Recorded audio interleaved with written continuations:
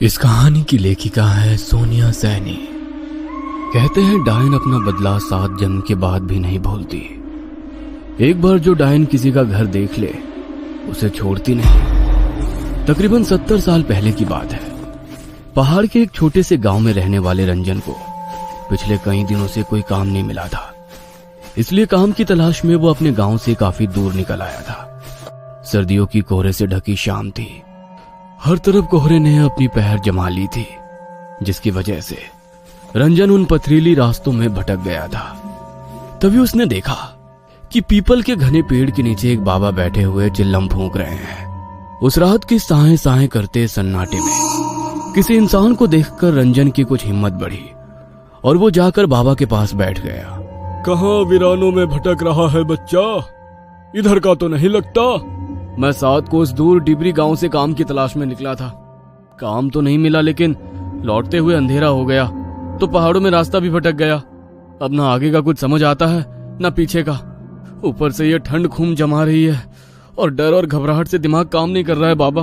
पहाड़ों में ऐसे दिन ढले वीरान रास्तों पर निकलना ठीक नहीं होता। तू ये जो नहर के साथ वाली पगडंडी है उसे पकड़ कर निकल जा। आगे एक गांव पड़ेगा, वहां जाकर मदद मांग लेना।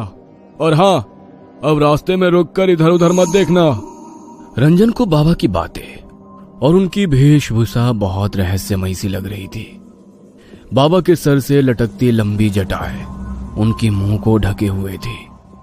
हाड़ कपाती ठंड में उनके शरीर पर नाम मात्र के कपड़े थे और आंखों में इतनी सुर्खी थी कि देखकर कोई भी डर जाए। ठंड से परेशान है बच्चा? ये ले, 2 कश भर ले, थोड़ी राहत मिल जाएगी। रंजन पहले से ही बहुत घबराया हुआ था। इस समय उसे बाबा की कही बातों को मानने के अलावा कोई और चारा नजर नहीं आ रहा था। थोड़ा सा कुचाते हुए उसने हाथ आगे बढ़ाया और चिल्लम बाबा के हाथों से लेकर 2 गहरे कश खींच लिए। अपनी बात कहने के बाद बाबा फिर से सर झुकाकर अपने चिल्लम सूखने में व्यस्त हो गए। रंजन कुछ पल वहीं खड़ा रहा और फिर चुपचाप बाबा के बताए रास्ते पर आगे बढ़ने लगा। जैसे जैसे वो आगे बढ़ रहा था, पास के जंगल से आती जंगली जानवरों की हो की आवाज से उसके बदन में डर की झुरझुरी सी दौड़ रही थी।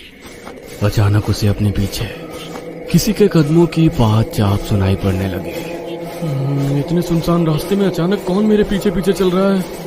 किंतु बाबा ने कहा था मुझे पीछे मुड़कर नहीं देखना है। क्या करूं, कुछ समझ में नहीं आ रहा। रंजन अभी कुछ समझ पाता कि उसे अपना नाम सुनाई दिया। रंजन, रंजन, इतनी जल्दी मेरी आवाज भूल गया? अपना नाम सुनकर रंजन ने चौंक कर पीछे मुड़कर देखा तो उसे अपने ठीक पीछे वही बाबा दिखाई देते हैं। आओ, मैं तुम्हें ये रास्ता पार करा देता हूँ। तुम्हें डर लग रहा था ना? बोलो, कहाँ तक जाओगे? लेकिन अचानक से बाबा यहाँ कैसे आ पहुंचे और उन्हें कैसे पता मुझे डर लग रहा है? लगता है तुझे मेरी मदद की जरूरत नहीं। नहीं, ऐसी बात नहीं है। बस मेरा कोई ठिकाना नहीं बाबा। काम की तलाश में निकला था। रात में किसी गांव में डेरा लगा लूंगा, सुबह फिर काम ढूंढने निकलूंगा।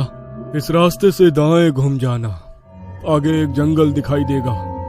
वहां पर एक बूढ़ी रहती है, किसी विश्वास के आदमी को ढूंढ रही है जो उसके बंगले की मरम्मत कर दे।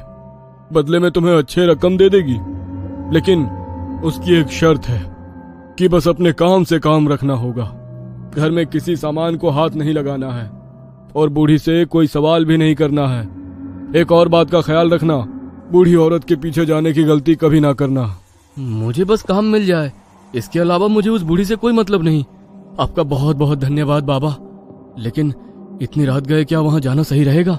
तुम जाओ, वो बुढ़िया रातों को सोती नहीं है। तुम्हें वो तुम्हारा इंतजार करती मिलेगी।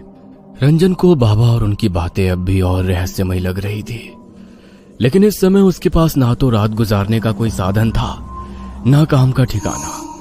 काम के लालच में वो बाबा के बताए सुनसान रास्ते की ओर मुड़ गया। कुछ देर बाद उसे एक पुराना सुनसान सा बंगला दिखाई दिया।